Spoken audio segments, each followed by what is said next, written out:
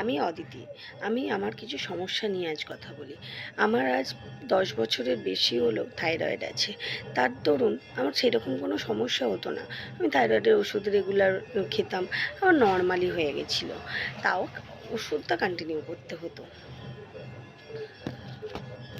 কিন্তু আমার বিয়ে হওয়ার পর যখন বেবিটা হলো, তারপর অনেক সমস্যা এলো। যেমন পিঠের শিরদাঁড়া, কোমরের যন্ত্রণা, বীভৎস কোমরের যন্ত্রণা। যদিও সবারই হয়, কারণ সিজার মায়েদের হয় এটা। ঠিক আছে, আমিও সিজার, আমারও কোমরের যন্ত্রণা, শিরদাঁড়ায় বীভৎস যন্ত্রণা, আমি উঠতে পর্যন্ত পারতাম না। এক সময় এমনই হয়ে গেছিলো, এতটাই কোমর থেকে পা ওষুধ খেয়েছি। নিশ্চয়ই বেবি হওয়ার সময় তো অনেক, ডাক্তাররা তো অনেক ক্যালসিয়াম দেয়, তারপরও অনেক খেয়েছি। তারপরও অনেক ভিটামিন, ক্যালসিয়াম সবই খেয়েছি, কিন্তু কিছুতেই কিছু হচ্ছিল না। আর দেখ, সব থেকে বড় কথা, এটা ওয়েলজাপির ক্যালসিয়াম। এটা আমি রোজ খেতে শুরু করলাম, প্রায় 2-3 মাস খেলাম। 2-3 মাস বলবো না, আমি প্রায় 2 সপ্তাহ খাওয়ার পরই দেখলাম আমার হাঁটুর যন্ত্রণাটা একেবারেই কমে গেছে, শিরদাঁড়ার যন্ত্রণাটাও অনেক কমে গেছে।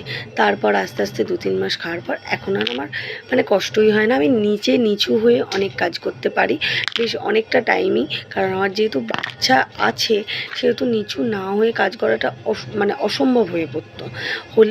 করলেও, বাচ্চার জন্য করতে গেলেও সেটা দারুণভাবে লাগতো করতো, কিন্তু এখন সেটা আর হয় না। তাই আমি এটা রোজ রেগুলার একটা করে ইনটেক করি টিফিনের পর। আর একটা দেখাই, যেটা আমাদের আয়রন, যেটা প্রত্যেকটা মেয়েরই বোধহয় লাগে।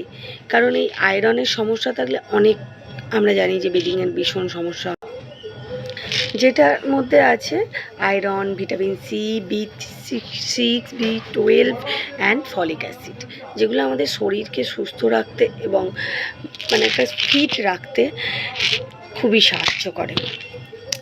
তাই বলবো, প্রত্যেকটা মেয়ে বা প্রত্যেকটা মানুষই যাদের এই রকম ধরনের সমস্যা, তারা অবশ্যই ইনটেক করো। এর কোনো সাইড এফেক্ট নেই, সবথেকে বড় কথা এটাই যে এর কোনো সাইড এফেক্ট নেই, যেটা আমাদের কিন্তু নর্মালি ওষুধের মধ্যে থাকে। কিন্তু দেখো, আর আমি বলবো না এটা সাধ্যের বাইরে, সমস্তটাই সাধ্যের বাইরে নয়। তাই বলবো যে তোমরা যদি নিতে চাও আমার মতন, তোমরাও যদি সুস্থ হতে চাও, অবশ্যই কন্ট্যাক্ট করো, ডিটেলস বলে দেবো।